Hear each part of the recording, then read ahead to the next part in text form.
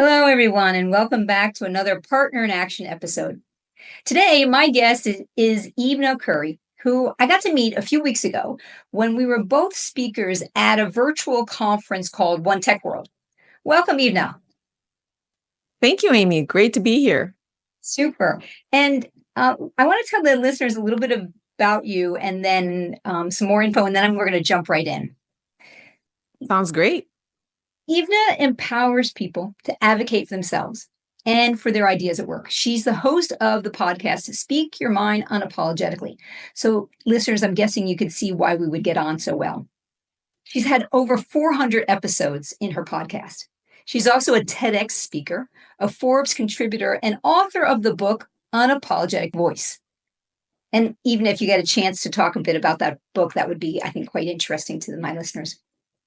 I had the chance to be interviewed by Ivna when we talked about the predator partner model and we addressed her audience, who I remember, Ivna, you were telling me we tend to lean towards the prey side. And so as a result, the title of the episode is From Prey to Partner, Communication Strategies for Positive Influence. You can check that out on her Speak Your Mind Unapologetically podcast. Now, today, Ivna is going to be talking about how to be more assertive without coming across as aggressive. So, Ivna, let's just jump right in. From your perspective, how can people be assertive without coming across as aggressive? Because I think it can feel like such a fine line for so many people. It is a fine line for a lot of people. And one of the biggest questions that I get is, how can I assert myself? How can I speak up and not be rude, not be difficult, not come across as aggressive? Because that's some of the feedback that a lot of people get, right? You're a troublemaker, you're being aggressive. And then what happens is people just then shut down. They go back, they go quiet. Yeah. And that's no good, right? I love your framework. That's not respect for themselves and their voices and what they have to offer to the world. So that cannot be the solution, to simply go quiet. Right. And that's why we often need to understand these things. And you probably heard it a lot. Most people have heard someone say, "You're too assertive." Yeah, that's a polite way of saying it. Right? You're too assertive. Now, the problem is those people don't actually understand what assertiveness is. And it's often misunderstood. And those are two completely different things: aggressive communication and assertive communication. Aggressive communication is when we're trying to control others, or we're trying to dominate the conversation, try to dominate behaviors. Assertive communication is about controlling our own communication. We're controlling ourselves with the intention of influencing outcomes, influencing behaviors in other people. Okay. There's a huge difference. One is focused more on inviting others to do something different by how we speak. The other one is, I'm actually trying to control your behavior. Oh, that's a really important distinction. So one is influencing behaviors. The other is the controlling piece. Okay, got it. And another thing that a lot of people don't understand, and often I ask the question, even on my podcast for professionals and leaders, could you give stories of when you were assertive? Mm-hmm. And quite often, those stories are not assertive. They are aggressive. Right. So people see assertive as simply just saying things and getting it out of their system, including complaining, venting off frustrations, right? So they're not really thinking about how they position what they're saying to maximize the influence. Mm-hmm. And so the definition of assertiveness is being able to speak up in a way that's, number one, respectful, two, calm, and three, with influence. So there has to be the speak. Yes. Calm and influence. And that calm thing is, that really speaks to me around being partner. Is shocking how you could say one thing at one speed and then at a slower speed, and it comes across so much more respectful. That's true. And I think there's a lot of parallels probably with your model. And it's that calmness allows us to be centered, be present in the conversation, because assertiveness is not a one-way street. We actually do need to listen to others and respond to have that influence. Right.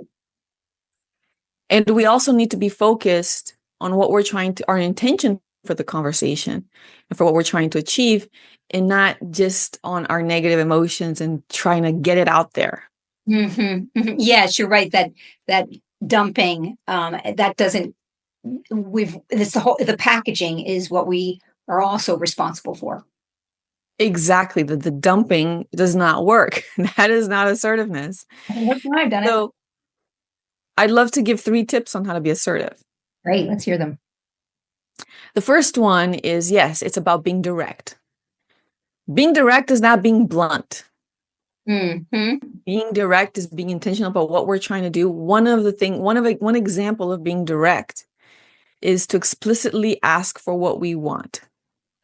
That's so hard for so many people. And I love that you say that. I want to write a book, and all I have is the title of the book. This has been for like 15 years. And the title is Always Ask for the Chocolate. Oh, I love that. Always ask for the chocolates. Ask for what you want. Maybe you're not going to get it all the time, though. Higher chance you will if you ask. Absolutely. If we don't ask, we don't get. Asking, following up. And there's a science to asking as well. And I'm sure that's what you're going to bring into your book to increase that influence. The second one is not to hesitate, right? To speak with a certain level of conviction and strength.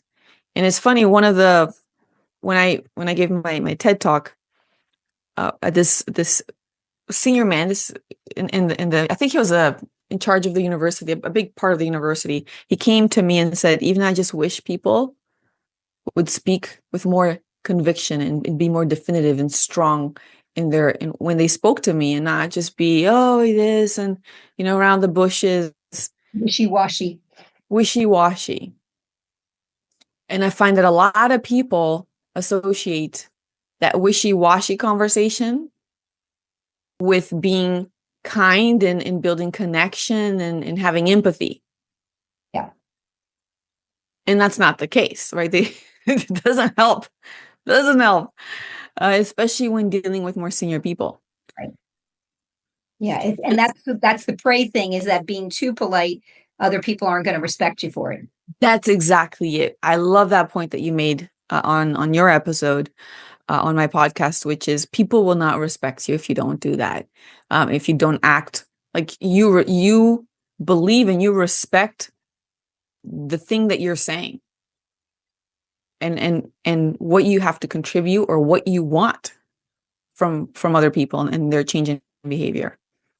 And the third tip is to use I statements. So this is all about, and this is a big challenge, right? People are taught to talk we everything. And not the French we. Well, what's the French we? Ah, oui. But yeah, I get it. Not that we. Yeah, exactly. And when it comes to sort of communication, it's all about the I. Okay. The I, and then making the requests. And so I've heard this, for example, you made me feel hurt, right? So assertiveness is all about taking responsibility for everything, for our feelings, for the things that are important to us, for our asks. I felt hurt when this happened. So it's a huge difference. You made me feel hurt. Or even when asking questions, a lot of people might say, hey, why do you think I'm aggressive? Versus, what did I do that came across as aggressive? It completely changes how other people respond, because in one situation, it makes them defensive. Yep. And aggressive. So many times. Yep. Yeah. And I think people are especially nice people, it feels really scary to dare to speak your truth. And you feel like you need an army behind you. No, you don't. It doesn't work for you, then that's good enough. I don't appreciate X, whatever that is. Okay, so let's review the 3 things again. You said I statements was the third one. What were the other 2? To be direct. And ask for what you want. To speak like you mean it with confidence and conviction. So people take you serious. That's the self-respect piece that you mentioned. And the I statements. The I statements. Excellent. Taking responsibility. Excellent. So I want to, as you were talking, the questions coming to me now, thinking about, I think many people struggle with working with and being direct and assertive with more senior people, and certainly with those more intimidating people, also known as people showing up as predators, right? So, how would you advise them to assert themselves with someone who's more senior or more intimidating? Yeah, so that's another big question that I get a lot, and people are scared. I was so scared of authority until I would say my late 20s. They were scary, right? Especially anybody who was older, who had a bigger title, who Mhm. spoke in a certain way, people with a British accent. Basically, everybody felt It is, it's intimidating. The accent, man, I get it. it was, and often I would get into a meeting with someone who spoke a lot, who was used to speaking, and it seemed like they were speaking well, and it would take me about an hour to figure out that they actually didn't know that much. They were talking a lot, but it wasn't coming from a place of deep expertise or deep leadership or anything like that. So it does take a while, and it's normal to feel intimidated. I just want to say that it's absolutely normal. And even what would happen to you in that moment when after that hour had passed and you're like, this person is not making any sense or they don't know what they're talking about? Would anything shift or change in your behavior? Yes, tremendously, tremendously. Right. One of the things I started to observe is I would ask a question in a meeting and people would just not respond. They would say all these things. They would talk about all the amazing things they've been doing, but they would not answer my question. And that would happen multiple times. And at the end, I would think, you know what? This is that directness was missing, right? Mhm. The executive presence was definitely not there. They were more rambling than anything else, but it took time for me to distinguish those things. And once I did, I felt so more confident about myself and my voice and my contribution. Yeah. So you were walking in for whatever reasons, making assumptions about these people, and it sounds like you were putting them above yourself, and that Oh, left you. that's the Okay. that's the right word, assumptions. I always made assumptions that everybody was smarter Hmm. than me, had better things to say, had more experience, was uh, their ideas were better than mine. Everything that they did, their work was better than mine. And obviously, this is not something that I'm not the only one who experiences this. A lot of people go through that. Oh yeah. And Oh, that's where all the the self-doubt time. comes in. Yeah. What do we call it? Imposter syndrome. It sounds similar to when, Yes. right? Or I talk about the inner critic being their muscles are overdeveloped and their inner critic, they've served us well and they're working overtime. They can chill out. Yeah, exactly. They can chill out, go to the beach, go eat some chocolate. So then, um, what what else would you add to that for people? Yes. So I was just sharing that this is absolutely normal and it's okay. One of the things, a couple of things that can really help. The first thing, especially when dealing with authority figures, they like that directness. And one of the ways of doing that is really to think about what you're going to say ahead of time. It Yes. doesn't have to, it's not scripted, but just thinking about the key points and making sure that those key points include the what, the so what, and the now what. The what, the so what, the now what. Excellent. Right? What is it that I'm trying to share? What's my idea? What's my proposal? So what? Why does it matter to them? Why does it matter to the company, to the customer? What's it going to do? And now what? What do we want from them? What's the ask? That is a great formula. And that totally speaks to that brain because their brains, a lot of people I find, the more senior they are, I don't know if it's thinner atmosphere or what, they don't have the brain space or the patience to process a lot of information. So you're giving it to them in this very succinct manner. Time is critical for them. Yeah. They don't want to waste time. Oh, They don't need all of this excessive connection, empathy stuff.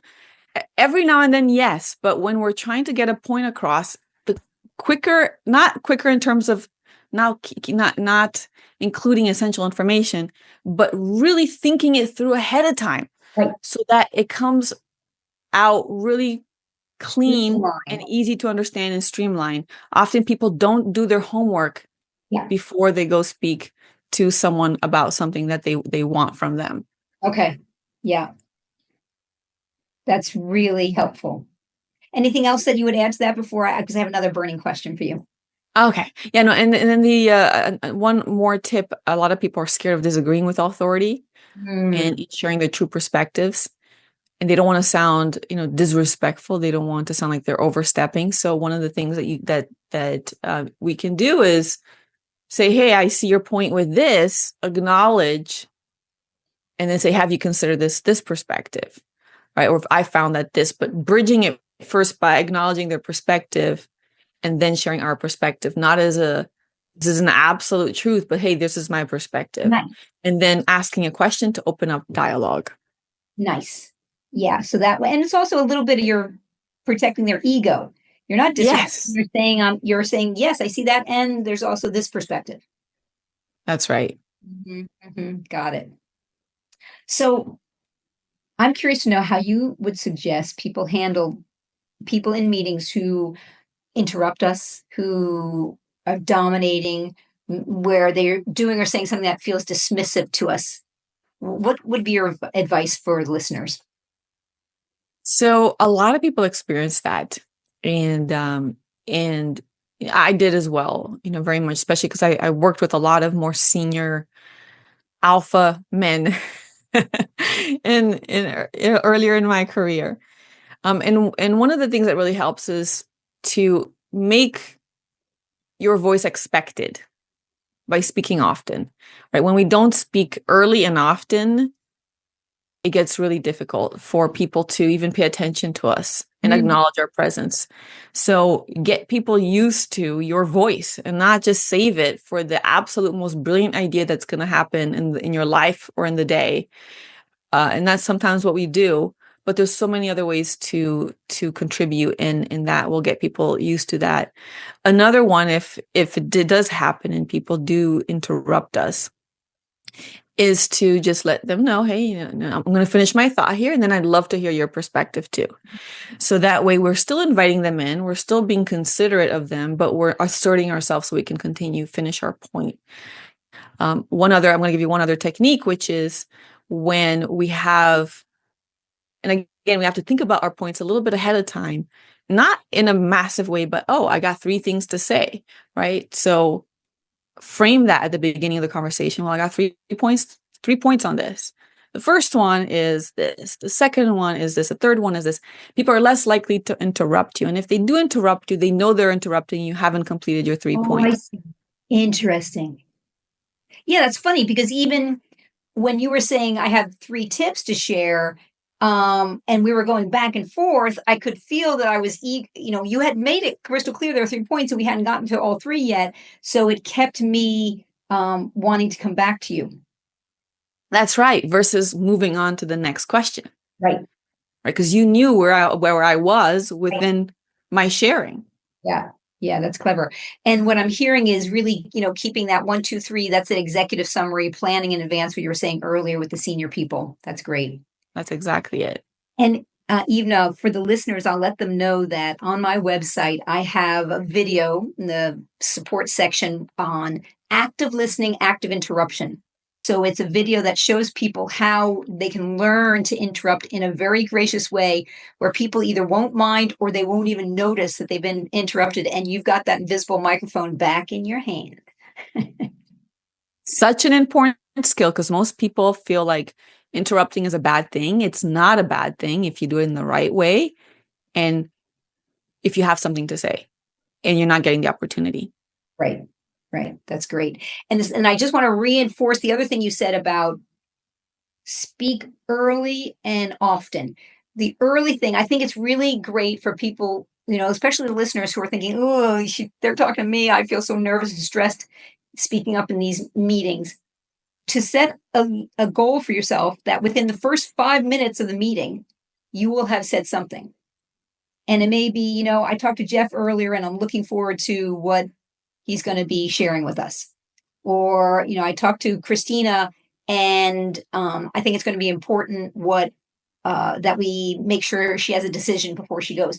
Something that it doesn't have to be so much content heavy as it is, like you said, they're hearing your voice. Exactly. That's exactly right. Yeah, very cool. So, Ivna, before I let you go, do you have any other points you wanted to share? Because I have one last question for you. I am ready for your last question.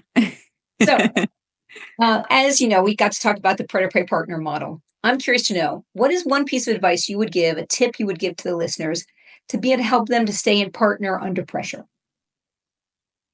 So the key word is under pressure. And when we're under pressure, we tend to do different things, right? And it gets emotional.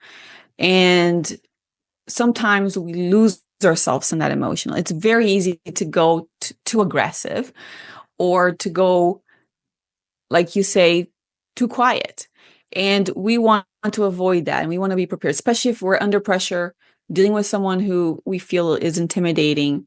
There's time pressure, there's performance pressure. And so the most important thing is really to think about the key points that you want for the conversation. And I mentioned this. Now, there are several different frameworks to do that. And one of them in assertive communication that's pretty famous is the DESO script. So tell us. DESO script is to describe the situation. Hey, I noticed that blah, blah, blah, blah. Right? That's a great construct, very factual. Just describe one thing that you observed that's relatively recent. Right. Then explain how that impacts you or your team or others or how it makes you feel. Usually in a work scenario, it's more powerful to have to describe how that affects you. When I noticed this or when this happened, this impacted me in this way, or this impacted my team in this way. Then comes the S in DESO script, which is to specify. We talked about making a request, making that ask, being specific and direct around it. That's where it comes in. Now we have already set the context. We've explained what the impact was on us. And now we say, well, going forward, it's always nice to add that, going forward, it's not about the past or blaming. It's about a better future going forward. I would love if we could do this differently. And then O is for outcome. In the DESO script, O is for talking about outcomes, which is to, now that you've extended an invitation through the ask, is to give them a reason to say yes, so that we can work better together, so that we can get this project streamlined, so that we can save time. And whatever the positive or negative outcome is, if they choose to accept that invitation. And then finally, we need an agreement. Are you okay with that? We need an okay. And if there isn't an okay, if there's I'll try, it's not an okay. Then we need to start a negotiation process, go back, understand, ask some questions until we get that okay, and then close with connection. Hey, thank you so much for your consideration, for your partnership. I look forward to collaborating with you on this going forward. Done. So just thinking about those key points is really going to help perform under pressure and get your message across. Thank you for sharing this model. And it's brilliant because one of the things you said consistently several times today is the importance of planning and preparing in advance. And sometimes, even though I'm an improviser, winging it is not the right thing to do. And so what I hear is describe the situation, explain, specify, and then outcome is like future focused. Get the agreement. And that's so important. People say once they make the ask, they stop there. That's right. Getting that agreement and building this connection. Wonderful. Oh, thank you, Ivna. This has been really rich and useful. And I think my listeners are really going to enjoy it and appreciate it. Thank you, Amy. Thank you, Amy. It's been great to chat with you about one of my favorite topics. Right? And one last thing, I want to let listeners know how they can find you. So I will put it in the episode description, though the website, or not website, rather the podcast listeners, a reminder, is called Speak Your Mind Unapologetically, and you can find that on different platforms. And they can connect with you on LinkedIn. Is that right, Ivna? On LinkedIn, and there's also a newsletter. If they go to assertiveway.com/newsletter, you can sign up and get tips every week on how to speak up and be more assertive. And then, as you mentioned, the book Unapologetic Voice Yes. includes 101 stories of real professionals, leaders who actually spoke up in the workplace for themselves and for others. So they advocated for themselves and for their teams and for their customers. And then it shows exactly what they did to speak up and achieve results. Oh my gosh, that's beautiful. I love it. Great. So I'll make sure we put all that in the notes for listeners to be able to find those details. All right. Well, thank you again, Ivna. I wish you a lovely weekend ahead. Thank you, Amy. Thank you for the opportunity. Take care.